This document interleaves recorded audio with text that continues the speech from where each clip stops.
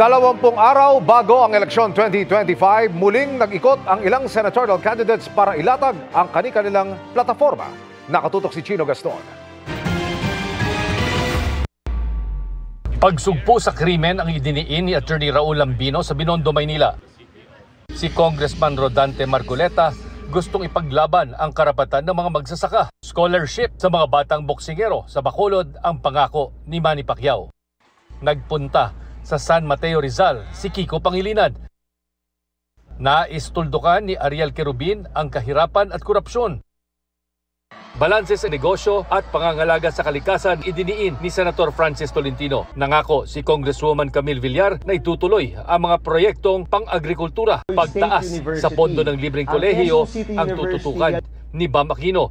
Libreng maintenance medicine sa mga senior ang isa sa prioridad ni Mayor Abby Binay. Kabuhayan ng kababaihan ang tinutulak ni Representative Arlene Brosas. Nakipagbulong sa mga estudyante sa Lucena City si Teddy Casino. Dagdag pondo sa judiciary ang nais ni Attorney Angelo de Alban. Paglapit ng government services sa mga Pilipino ang isinusulong ni Senator Bongo.